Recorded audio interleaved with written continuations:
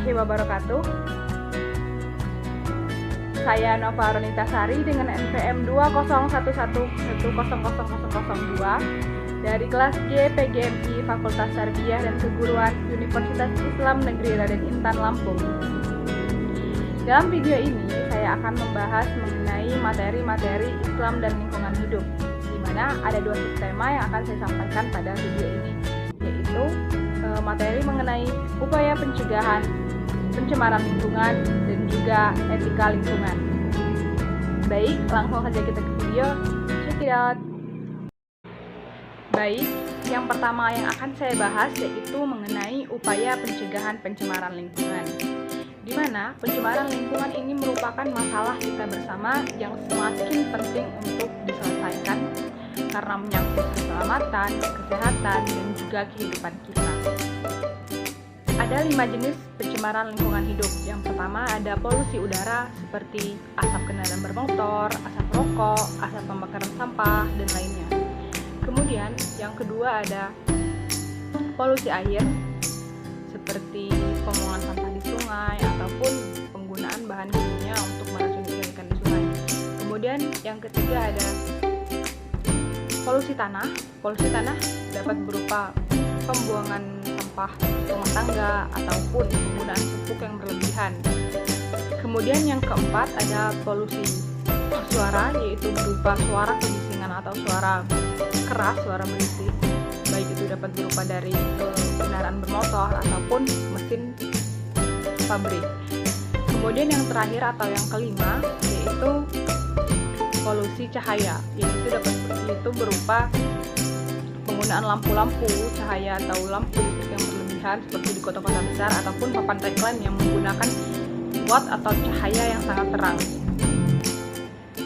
Bahaya dari pencemaran lingkungan hidup ialah salah satunya dapat mempengaruhi gangguan keseimbangan lingkungan yang berdampak pada rusaknya lingkungan, punahnya makhluk hidup, atau bahkan menjadi pemicu terjadinya pemanasan global atau global warming. Oleh sebab itu, upaya pencegahan sangat diperlukan guna mengurangi sumber dampak lingkungan yang lebih berat. Adapun upaya pencegahan pencemaran lingkungan yang dapat dilakukan yaitu melakukan reboisasi atau penghijauan, tidak membuang sampah sembarangan, kemudian pengurangan pemakaian CFC, serta penanganan limbah industri dan masih banyak lainnya. Kita juga dapat melakukan pengelolaan sampah sebagai upaya pencegahan pencemaran lingkungan, di mana sampah merupakan salah satu hal pokok atau hal utama yang dapat menyebabkan pencemaran lingkungan, yaitu dengan melalui 4R. Bicara tentang 4R, apa sih 4R itu? 4R merupakan singkatan dari reduce, reuse, replace, and recycle. Reduce secara singkatnya adalah mengurangi pemakaian sampah. Contohnya seperti mengurangi pembelian botol plastik, baik itu botol minuman maupun botol kemasan minyak dan lainnya. Kemudian juga mengurangi penggunaan plastik kantong ataupun kantong kresek yang biasa dipakai untuk berbelanja, dan masih banyak lainnya. Kemudian yang kedua yaitu reuse. Reuse adalah menggunakan kembali sampah yang masih dapat digunakan.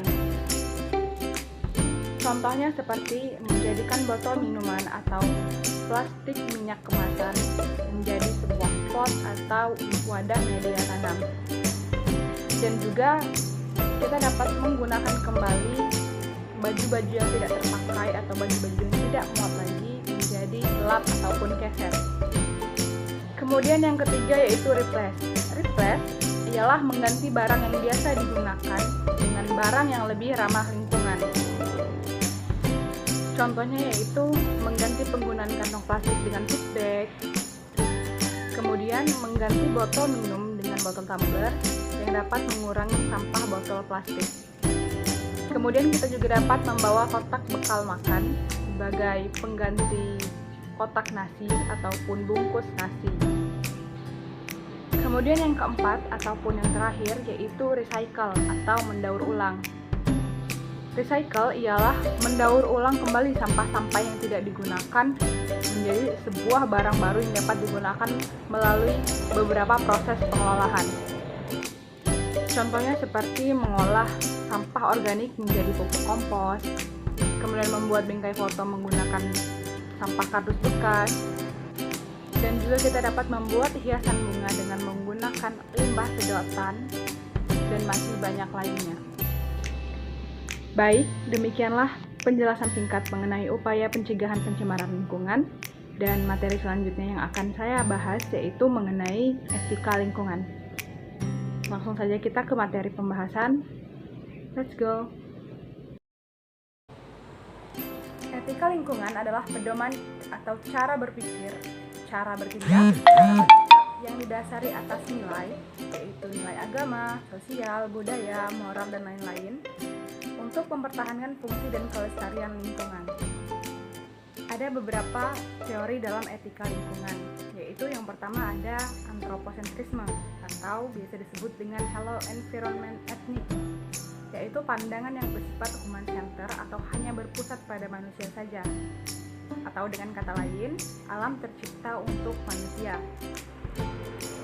Antroposentrisme ini bersifat egosentrisme dan homosentrisme. Artinya, egosentrisme yaitu bersifat pribadi, yaitu hanya peduli dengan kepentingan pribadi tanpa mempedulikan kepentingan lainnya atau tanpa mempedulikan kelestarian alam.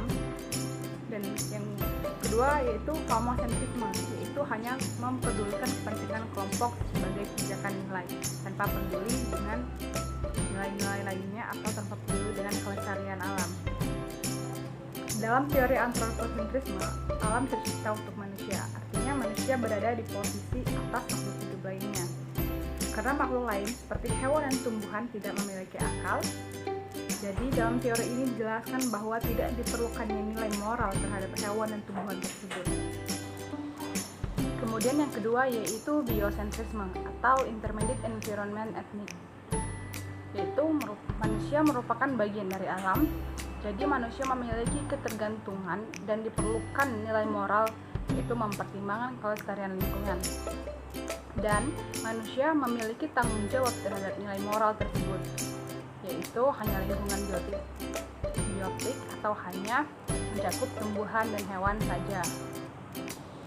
Dan yang terakhir yaitu ekosentrisme. Ekosentrisme ini adalah kelanjutan dari biosentrisme, yaitu saling ketergantungan antara yang satu dengan yang lainnya, baik itu biotik maupun abiotik, sehingga sangat diperlukan pertimbangan moral di dalamnya, yaitu mencakup keseluruhan.